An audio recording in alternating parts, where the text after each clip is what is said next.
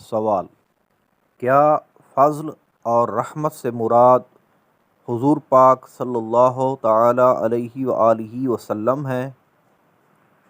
جواب: جی ہاں، فضل اور رحمت سے مراد آپ ہی کی ذات مقدسہ ہے۔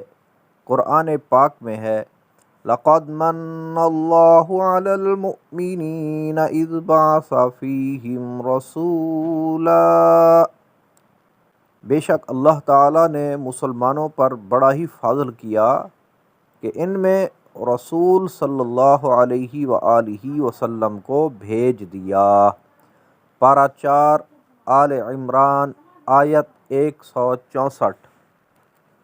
ذَلِكَ فَضْلُ اللَّهِ يُؤْتِيهِ مَن يَشَاءُ وَاللَّهُ ذُو الْفَضْلِ الْعَظِيمِ۔ یہ رسول صلی اللہ علیہ وآلہ وسلم کا بھیجنا اللہ کا فضل ہے، وہ اپنا فضل دیتا ہے جسے چاہتا ہے، اور اللہ بڑے فضل والا ہے۔ پارہ 28 سورۃ الجمعہ آیت نمبر 4۔ وَمَا أَرْسَلْنَاكَ إِلَّا رَحْمَةً لِّلْعَالَمِينَ۔ اور ہم نے آپ کو نہیں بھیجا مگر تمام جہانوں کے لیے رحمت بنا کر۔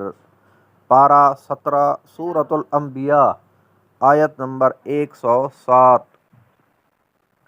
مفسرین قرآن جنہوں نے اس آیت کریمہ کے تحت فضل و رحمت سے مراد حضور پاک صلی اللہ علیہ وآلہ وسلم کی ذات کو لکھا ہے، ان میں خطیب اور ابن عساکر نے حضرت ابن عباس رضی اللہ تعالی عنہ سے روایت کیا ہے کہ فضل اللہ سے مراد نبی کریم صلی اللہ علیہ وآلہ وسلم ہیں۔ تفسیر الدر المنصور جلد 4 صفحہ 368۔ علامہ آلوسی نے تفسیر روح المعانی صفحہ 205 جلد 7۔ علامہ اندلسی نے البحر المحیط جلد 15 صفحہ 171۔ تفسیر جلالین صفحہ 460۔ مدارک التنزیل جلد 4 صفحہ 255۔ ابن کثیر جلد 4 صفحہ 346۔ البحر المحیط جلد 8 صفحہ 265۔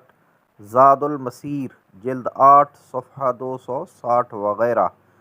مولوی اشرف علی تھانوی نے لکھا ہے کہ بلا اختلاف حضور صلی اللہ تعالی علیہ وآلہ وسلم اللہ تعالیٰ کی سب سے بڑی نعمت اور اس کا کامل ترین فضل ہیں۔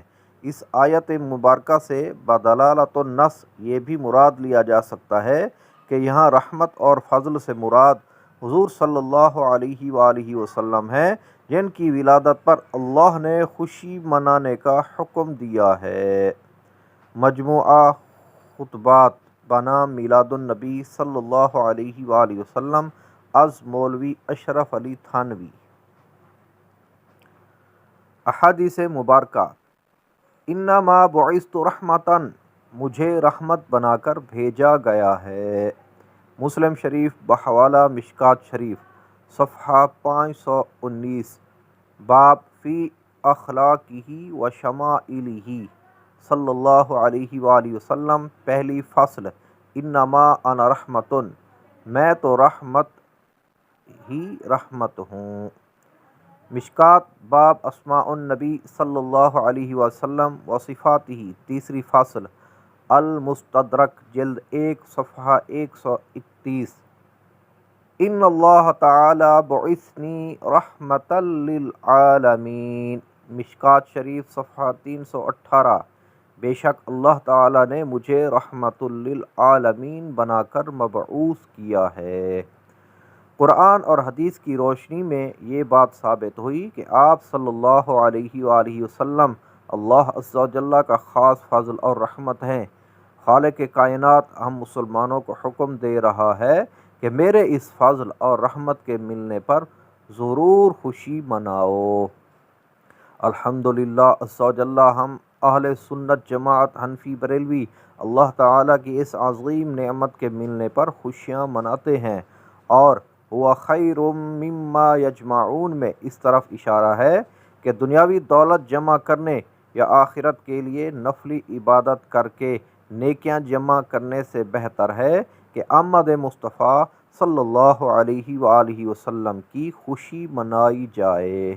اللہ رب العزت کی نعمتوں اور اس کے فضل و کرم پر اس کا شکر بجا لانا ضروری ہے۔ اللہ عز و جل قرآن پاک میں ارشاد فرماتا ہے لَإِن شَكَرْتُمْ لَأَزِيدَنَّكُمْ وَلَإِن كَفَرْتُمْ إِنَّ عَذَابِي لَشَدِيدٌ۔ پارہ 13 سورۃ ابراہیم آیت نمبر 7۔ اگر تم شکر کرو گے تو تم پر نعمتوں میں ضرور اضافہ کروں گا، اور اگر تم ناشکری انکار کرو گے تو میرا عذاب یقیناً سخت ہے۔ نعمت الہی پر خوشی منانے والوں پر اللہ تعالیٰ کا انعام اور انکار کرنے والوں پر اللہ تعالیٰ کا عذاب قرآن پاک سے ثابت ہے۔ اب خوشی منانے کا کیا طریقہ ہے، یہ بھی قرآن پاک سے پوچھتے ہیں۔ قرآن پاک میں ہے وَأَمَّا بِنِعْمَةِ رَبِّكَ فَحَدِّثْ، سورۃ الضحیٰ پارہ 30 آیت 11۔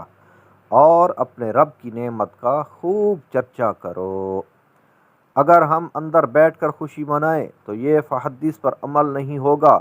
اس پر عمل تب ہی ہوگا کہ جب باقاعدہ طور پر جشن منایا جائے، جلسوں، جلوسوں اور بڑی بڑی کانفرنسوں کا اہتمام کیا جائے، در و دیوار نعرہ تکبیر و رسالت اور آمد مصطفیٰ مرحبا مرحبا جیسے نعروں کی صدا سے گونج اٹھیں۔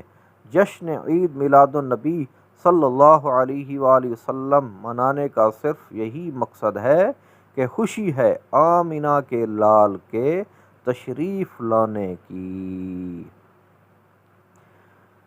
صلو علی الحبیب صلی اللہ تعالی علی محمد صلی اللہ علیہ وآلہ وسلم۔